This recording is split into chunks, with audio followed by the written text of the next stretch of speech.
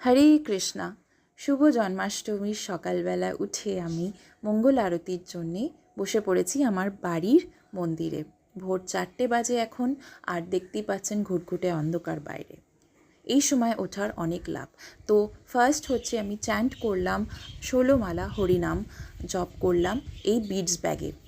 যদি আপনার কাছে বিডস ব্যাগ না থাকে তাহলে আপনারা হাতেও জপ করতে পারেন বা মুখে।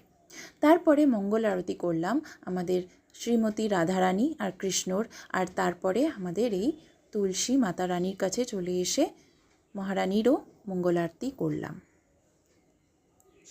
মঙ্গল আরতি সারতে না সারতেই ভোরের আলো ফুটছে আকাশে। দেখুন, আস্তে আস্তে আলো ঠিকরে বেরোচ্ছে। 5টার সময় চলে এসছে আমাদের বাড়িতে এই অতিথিরা। এরা কিন্তু বিগত 7 বছর কি 8 বছর ধরে আসছে, সবই আমার মার প্রচেষ্টার জন্য।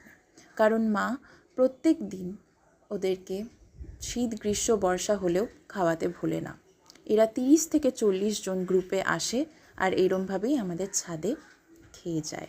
দেখতে খুব ভাল লাগে, তাই আমি দূর থেকে তুলছি যাতে ওরা ভয় না পায়। তারপরে আমি পড়ে নিলাম ভগবদ্গীতা। আজকের দিনে গীতা পড়ার অনেক লাভ। গীতা প্রত্যেক দিনই আমাদের পড়া উচিত। আর সাথে আজকে আছে লোকনাথ বাবার জন্মদিন, তাই লোকনাথ বাবার জন্মদিনে মা নতুন জামা পরিয়ে তাকে শৃঙ্গার করলো। দেখা হচ্ছে এর নেক্সট পার্টে।